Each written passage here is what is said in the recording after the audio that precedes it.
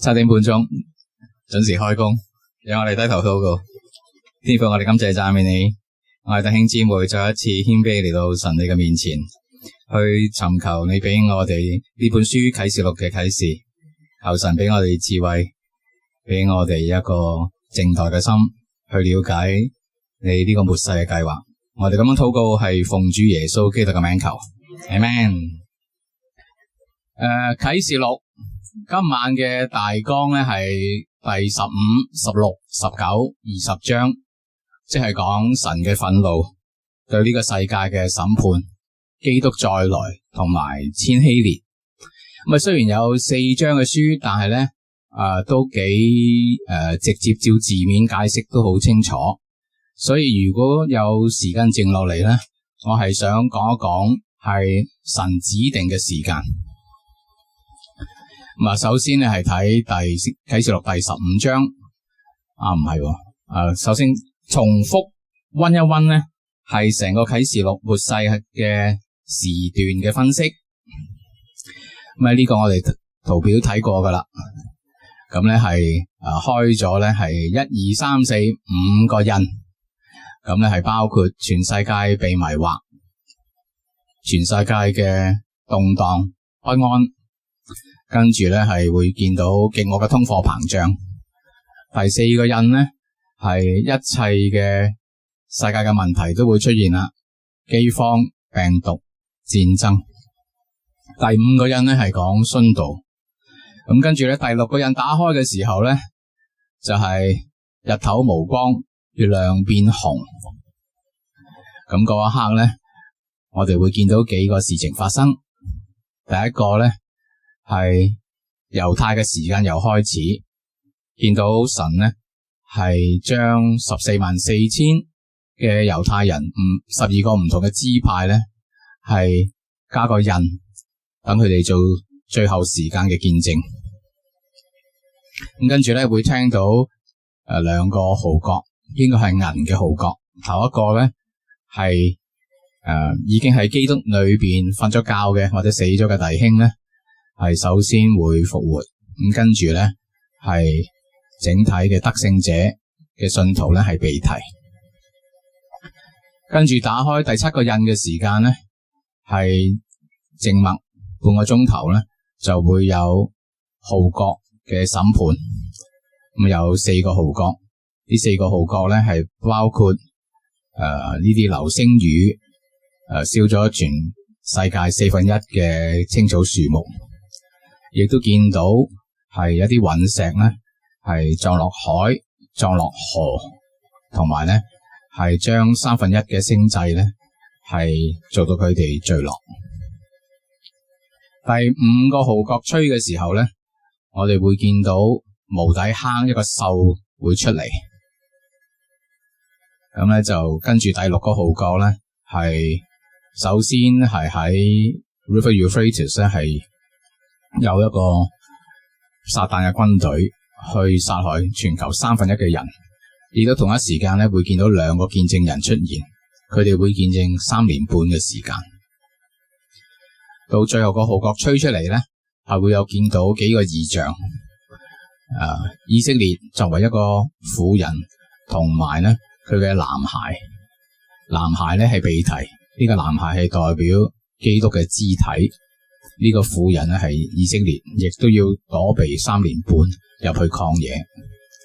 另外一個異象咧係見到陸上邊嘅獸同埋海上邊嘅獸。海上邊嘅獸咧會係呢個世界嘅最後嘅獨裁者出現。呢個陸上面嘅獸咧係假先知。咁跟住咧係第3個異象見到咧就係呢個大淫婦。被擄嘅巴比倫，巴比倫被獸消滅之後咧，就會出現所謂敵基督，亦都有最後嘅3年半嘅時間，我哋叫雅各嘅苦難嘅日子。咁喺頭嗰4個號角咧，係相當短嘅時間會完全應驗。第5個號角咧係一段交接嘅時間。第六、第七個號角咧，呢段時間會係有7年咁長。喺最後嗰3年半咧嘅審判咧，係首先係會見到好多嘅信徒咧，係喺一個火海上邊出現。咁跟住咧係見到神嘅榮耀充滿係呢個天堂。之後咧就係會有碗嘅審判。咁啊有1、2、3、4、5、6，開到第6個碗嘅時候咧，就係見到一隊大軍咧係集結喺哈米吉多頓。第7個碗嘅時候咧，見到好多兵雹咧去擊殺呢一啲神嘅敵人喺哈米吉多頓裏邊。咁跟住咧係見到萬王之王、萬主之主耶穌基督嘅出現。到最後咧係呢個硫磺同埋火嘅湖係去困住頭先所講嘅海嘅獸同埋陸上嘅獸同埋大淫婦。好啦，咁啊正式讀經文咧，睇第15章。第15章頭嗰半咧係叫做7個災嘅前奏，讓我哋聽一聽。我又看見在天上有異象，大而且奇，就是7位天使掌管末了的7災，因為神的大怒在這7災中發盡了。我看見仿佛有玻璃海，其中有火摻雜。又看見那些勝了獸和獸的像，並他名字數目的人，都站在玻璃海上，拿着神的琴，唱神僕人摩西的歌和羔羊的歌，說：主神全能者呀，你的作為大哉奇哉，萬世之王啊，你的道途義哉誠哉。主啊，誰敢不敬畏你，不將榮耀歸於你的名呢？因為獨有你是聖的，萬民都要來在你面前敬拜，因你公義的作為已經顯出來了。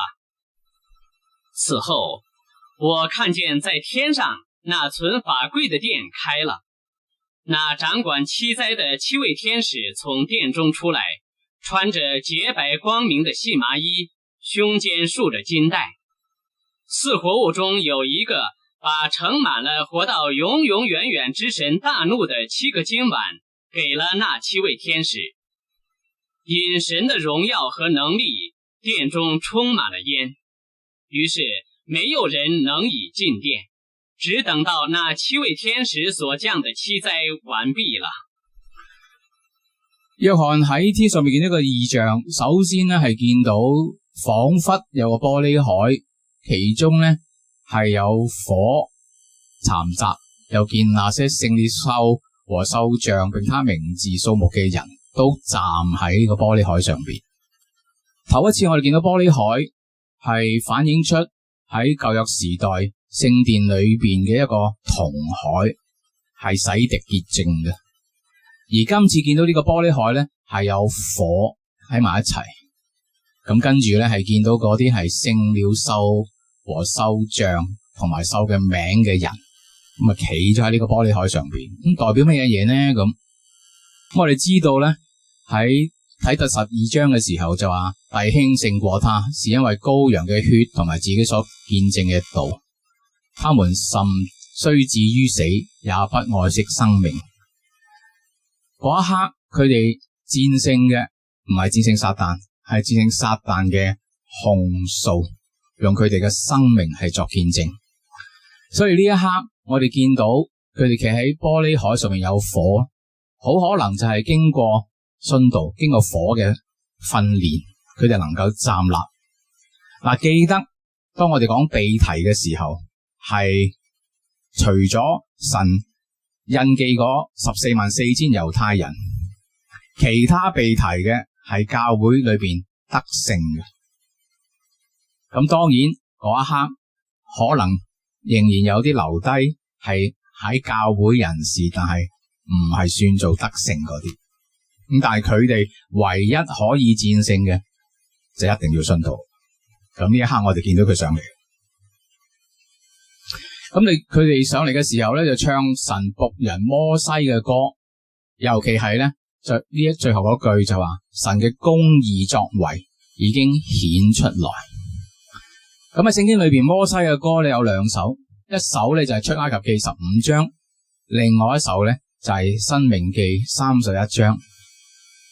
咁我睇翻呢兩首歌，似乎好似佢唱嗰首咧係申命記第31章嘅歌。咁我哋睇睇申命記31章嘅經文。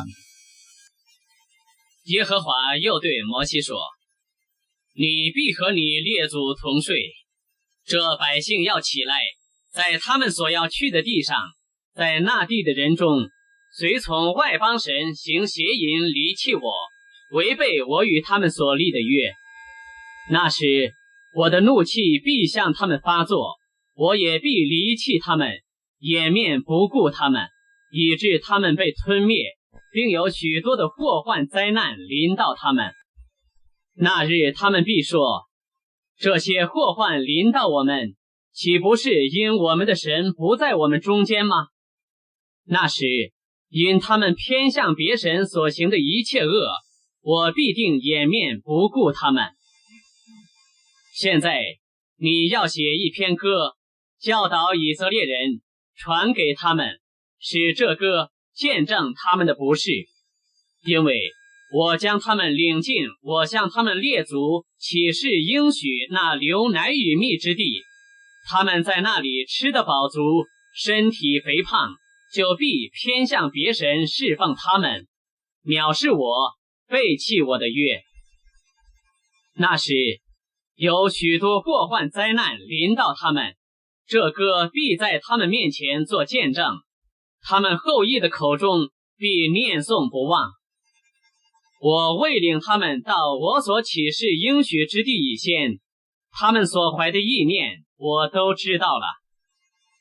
當日摩西就寫了一篇歌，教導以色列人。其實呢首歌嘅歌詞咧，唔喺聖經度見唔到嘅。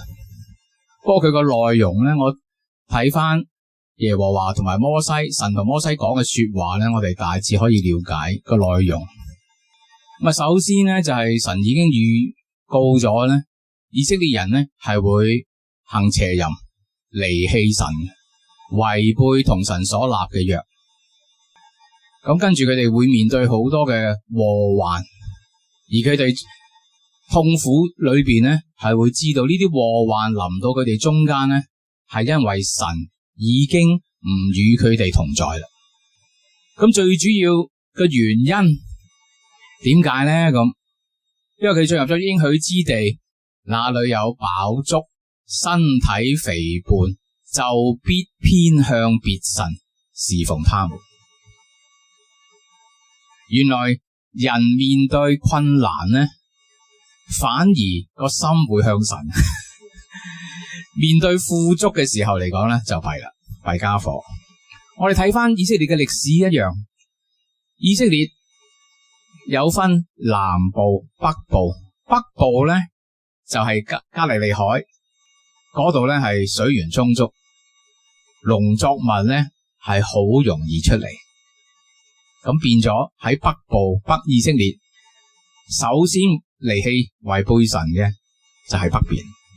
南邊咧反而咧係比較乾涸，真係需要咧每一年係求神俾佢嘅初雨、春雨或者秋雨，因為佢哋要依賴神，所以佢哋變亂離道嘅時間咧係遲啲發生。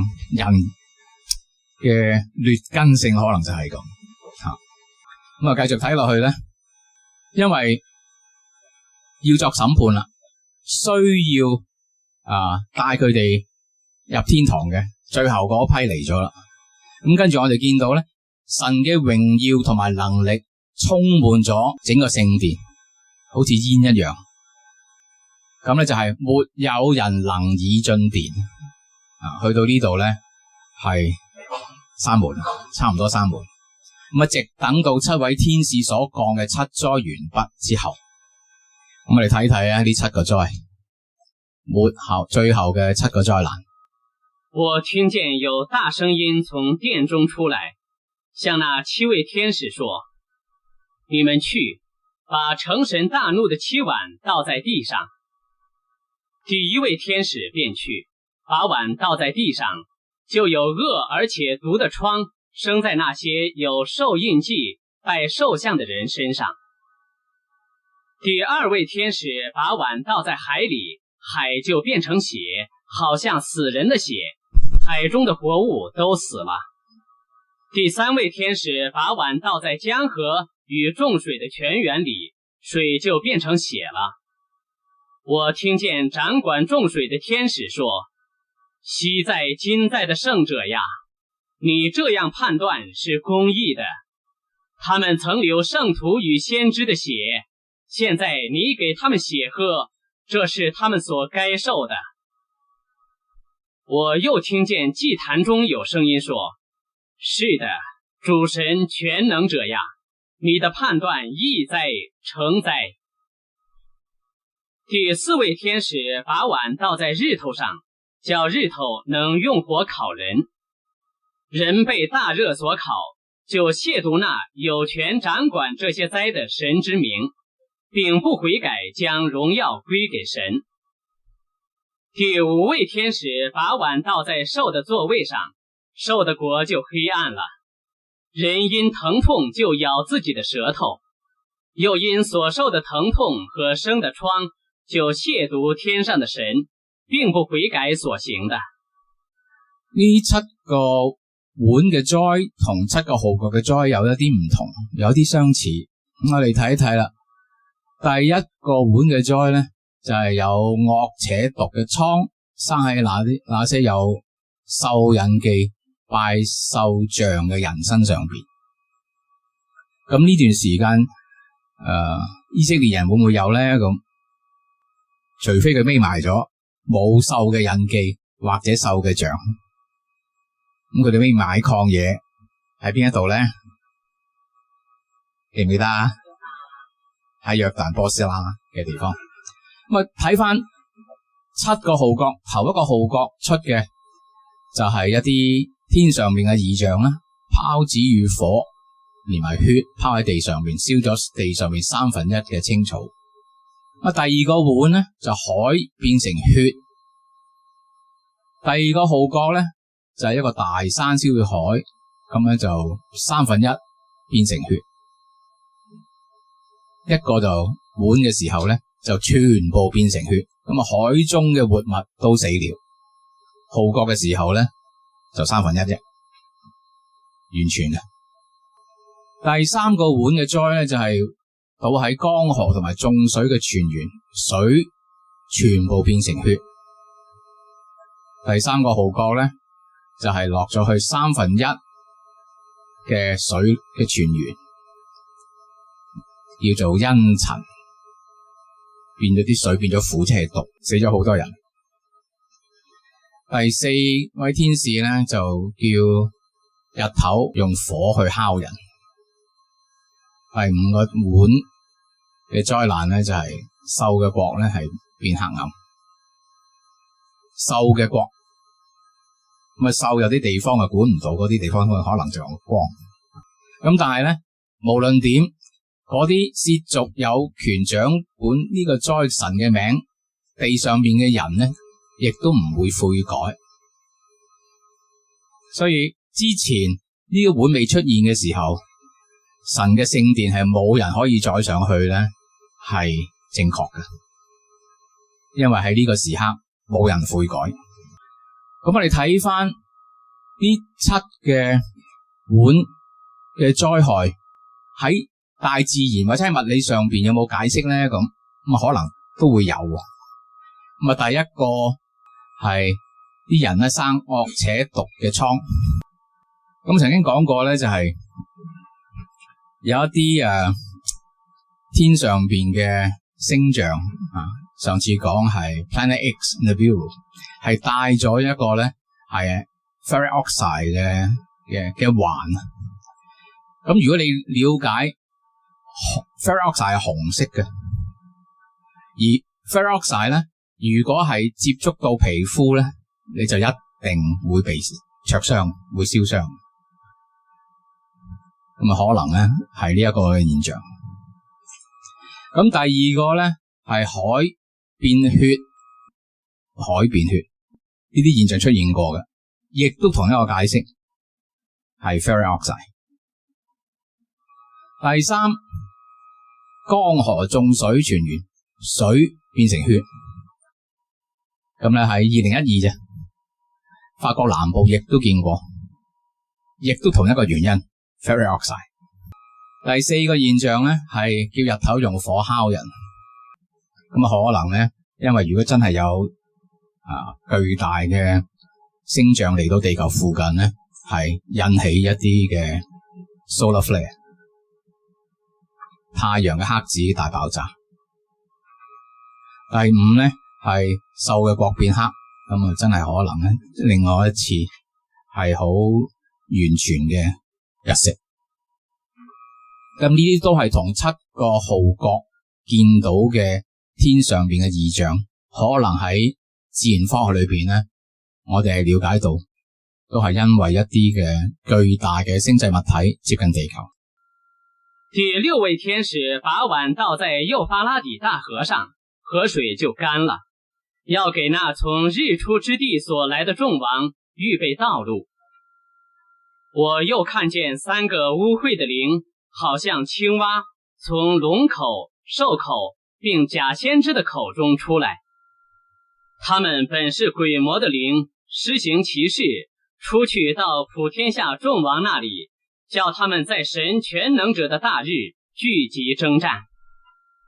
看哪，我來像賊一樣，那警醒看守衣服，免得赤身而行，叫人見他羞恥的有福了。